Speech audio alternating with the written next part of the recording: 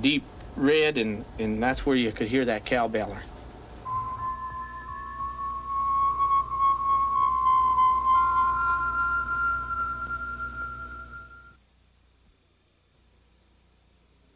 Relaxation. You can feel yourself even going deeper and What you are about to hear is perhaps the first and only known eyewitness account of a mutilation. Because Dr. Leo Sprinkle is recognized as one of the world's leading authorities on cases involving UFOs and human abduction, he was contacted by the Aerial Phenomenon Research Organization in Tucson, Arizona, to do hypnosis work with this woman. Her name is Judy Doherty. On a clear moonlit night in May 1973, Judy was driving back from a bingo game in Houston, Texas. She and her mother, daughter Cindy, and brother and sister-in-law watched a strange, bright light hover in the sky. After that night, she suffered terrible headaches and anxiety. In 1978, she underwent one hypnosis session which brought out part of her unusual experience, but not all of it. She also had several psychiatric and personality evaluations, all with results in the normal human behavior range. This second hypnosis session with Dr. Sprinkle occurred on March 13th, 1980. Now you're standing outside your car. Now you're looking up. You can describe your impressions. What are your impressions? It's like a spotlight that's shining down on the back of my car. And it's like it has substance to it. I can see an animal being taken up in this. I can see it squirming and trying to get free. And it's like it's being sucked up. It's taken into some sort of chamber. It's a little round, tiny room. And I get nauseated at watching how they excise the parts. It's done very quickly, but the calf doesn't die immediately.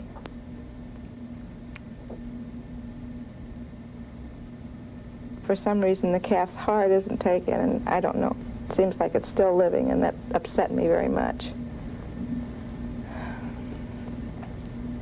And then I can see the calf being lowered. It's like it's being dropped back down. And when it's on the ground, it's dead. I can see that it's not moving. But I feel very sick to my stomach at what I witnessed. You see the animal being cut up? Yes. Mm-hmm. How is it being cut up?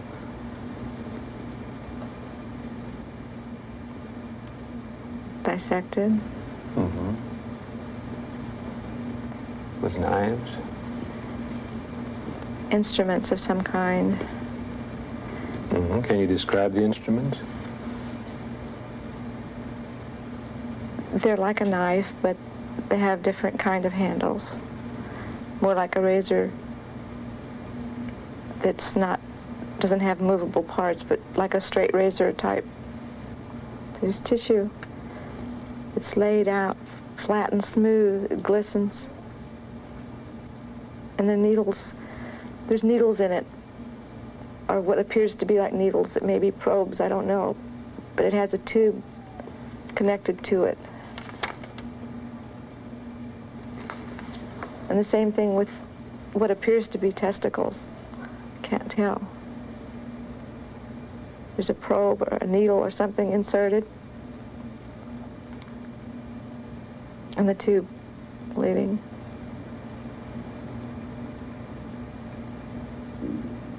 The same with the eye. Is anybody else around you?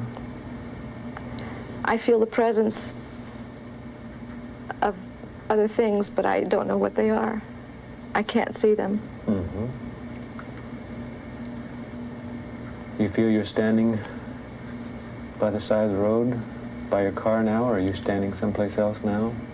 I feel in two places at once. Okay, describe how you feel. I feel like that I was able to see what was going on in the craft, but I was also standing beside the road. Okay, just let yourself focus on what is happening inside the craft. Be aware of who is around you. It's okay. You'll be able to describe who is standing around you.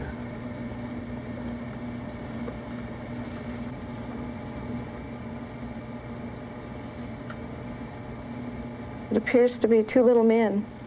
Two little men? How do they look?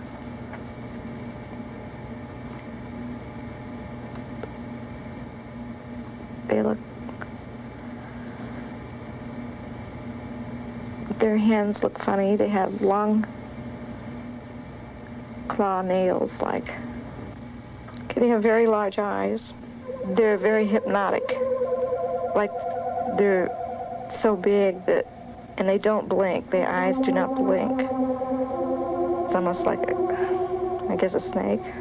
They were very snappy about their movements, and they knew exactly what they were doing, and I felt a little better because for some reason, they projected that it was necessary this be done, that, you know, it was for our betterment, for the betterment of mankind that this was done, that they were more or less watching out for us.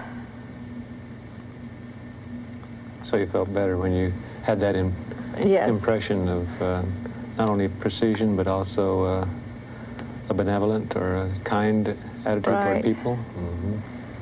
I can't say that they were kind. But concerned? I can't even say that they were concerned. They were just like doing a job that evidently it affects them too. And it has to do with somehow nuclear waste or testing, or they've been here for quite some time, and they test the soil as well as our water, as well as our animal life, our vegetation.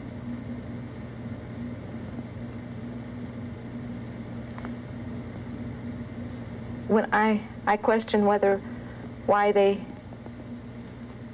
aren't saying more, and why they can't stop it if they're so knowledgeable. And they get angry. I don't know. I don't understand that.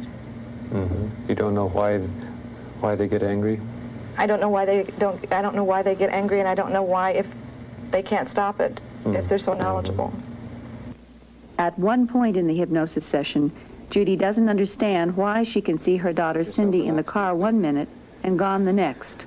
Breathing deeply and easily, let yourself relax. You can be aware of yourself standing by the side of the car. You can be aware of yourself standing in the craft. And now let yourself be aware of where Cindy is.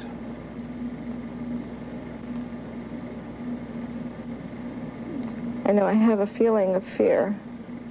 Okay, let yourself go on through the experience. Let yourself go on through the fear. What impressions come to mind? I just visualize her on a table. Okay, what happens next?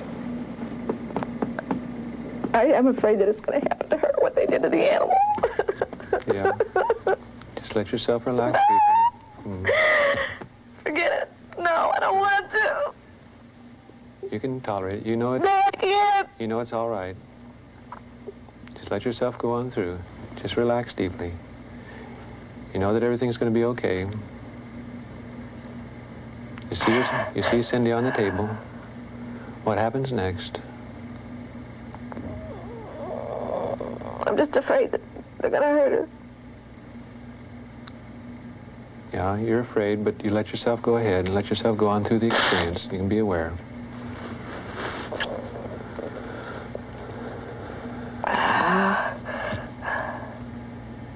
Just let yourself relax deeply. You can be aware of what happens next.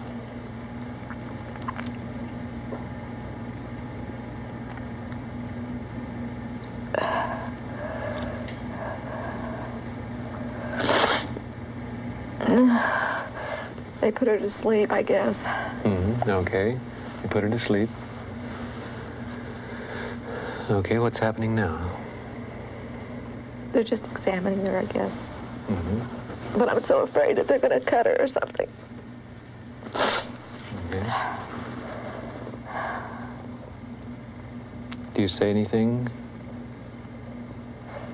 They don't listen. They just ignore me and just go about their work like it's nothing. Mm-hmm. They don't seem to have any emotions. They don't seem to care. I thought they were going to harm her. I thought they were going to do to her what they did to the animals, you know. But they don't harm her? No. No. Okay, well, what does happen? They just take some samples from her. Mm-hmm. What kind of samples? I don't know, just scrapings, like they go inside her mouth. Mm-hmm. I can see her laying there. They just kind of scrape little pieces off. Yeah. Mm-hmm. Any other samples? That's all I can remember. Mm-hmm. The preceding scenes were taken from a 4-hour hypnosis session. Dr. Sprinkle stated afterward that Judy Doherty is, in his professional opinion, a sincere, honest, and credible person.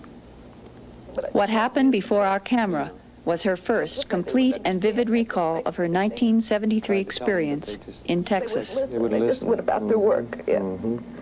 They didn't have any emotion or feeling. Mm-hmm. They couldn't seem to understand why I would even be upset. Just like it was routine Yes. business for them. Like a laboratory animal or something. Mm-hmm.